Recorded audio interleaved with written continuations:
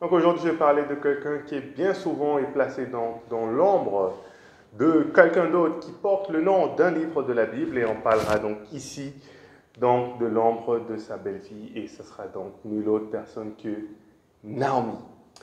Bien souvent donc ce qu'on connaît c'est par rapport donc à Ruth, l'histoire de Ruth, on connaît bien Ruth.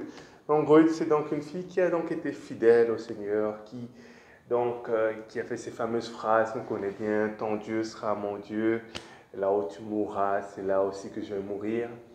Et donc, une femme vertueuse qui, malgré le peu qu'elle avait toujours investi le maximum pour sa belle-mère. Et Dieu, finalement, en voyant toutes ces choses, l'a donc récompensée en étant donc l'arrière-grand-mère du roi David. Mais ce que j'aimerais bien en tout cas parler ici, c'est du rôle de Naomi.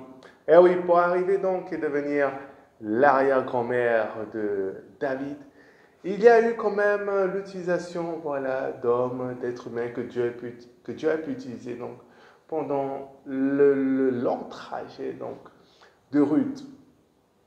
L'histoire de Ruth, donc ce qu'on connaît, vous le savez très bien, c'était donc une fille, une dame, voilà, qui mariée avec son mari, avec ses deux fils, qui après, à cause de la famine, sont partis à l'étranger. Et là-bas, finalement, elle va donc perdre son mari, va perdre ses deux fils, il lui restera encore ses deux belles filles.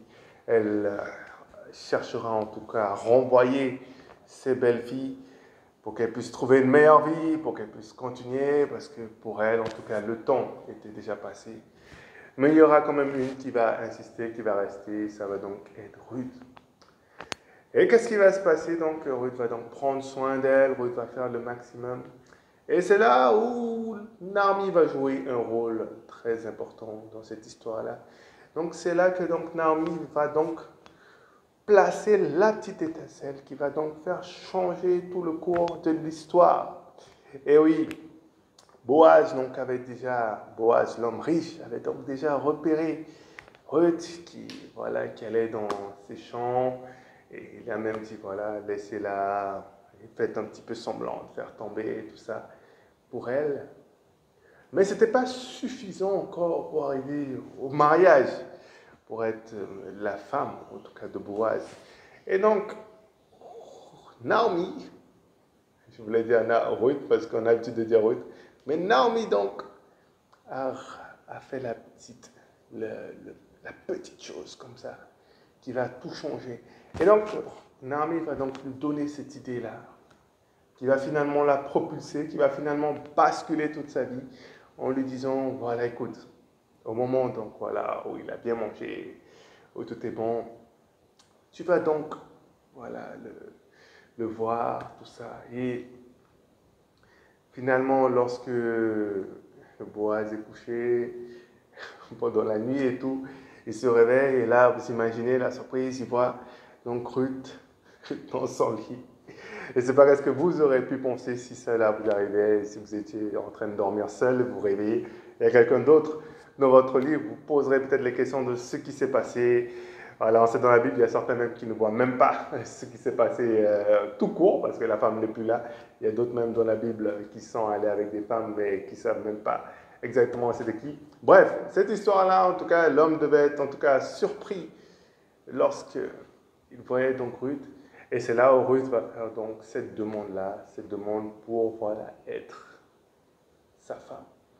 Ce n'est pas le cas général, en tout cas je sais qu'il y a de nombreuses personnes peut-être parmi vous qui voyez cela, qui est encore peut-être à la recherche.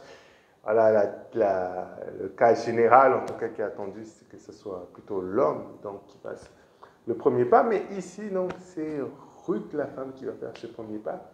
Et cette chose-là va finalement faire tout basculer toute l'histoire. Et c'est là donc que Boaz fera donc tous les protocoles, les démarches, voilà, pour qu'elle devienne donc sa femme, voilà, en respectant les rites, les cultures, les traditions, tout ce qu'il fallait faire.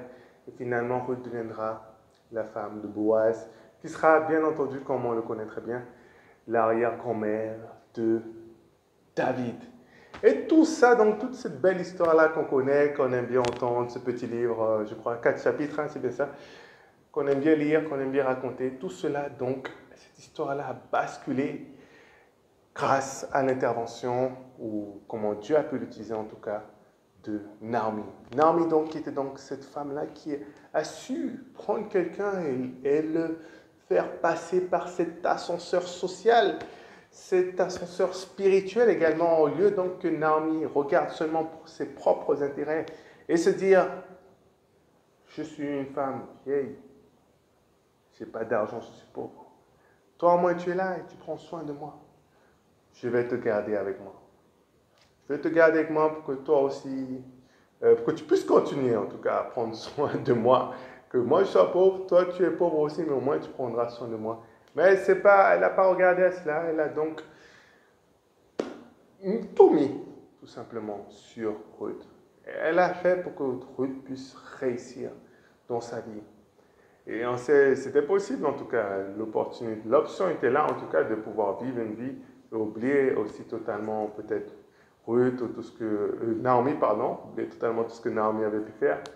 Mais Naomi s'est dit, je vais regarder pour cette personne-là. Comment est-ce que je peux l'aider? Comment est-ce que je peux la faire aller jusqu'en haut? Et c'est ça qu'on a besoin aujourd'hui. Des personnes comme ça, qui sont prêtes en tout cas à donner. On ne parle pas de gros argent, on ne parle pas de sacrifier toute une vie, mais de donner ces petites choses. Parce que la vie se joue bien souvent, en tout cas, à des petites choses. C'est des petites choses qui font toute la grande différence. Donner les bonnes opportunités qui arrivent au bon moment. Faire la rencontre avec les bonnes personnes pour provoquer les bons changements aussi plus tard. Mais je sais malheureusement qu'il y a plusieurs, en tout cas, qui sont des personnes pauvres. Tu es pauvre.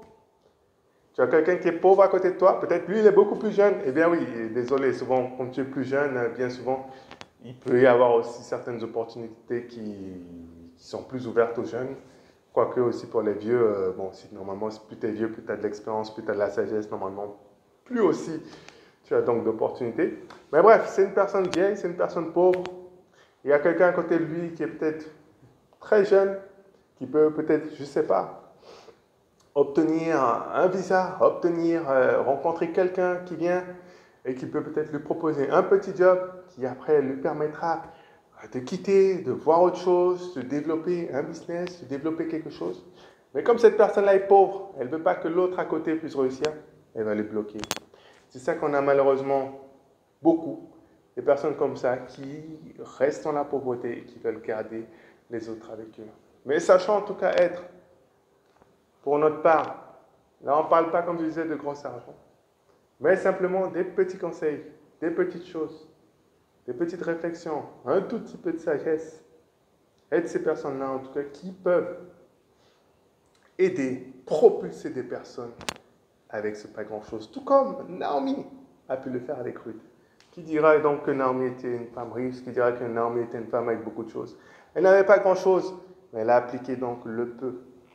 Et ce petit peu-là a provoqué donc toute la différence. Et ce qui fait maintenant pourquoi tu as besoin aussi d'une Naomi à côté de toi.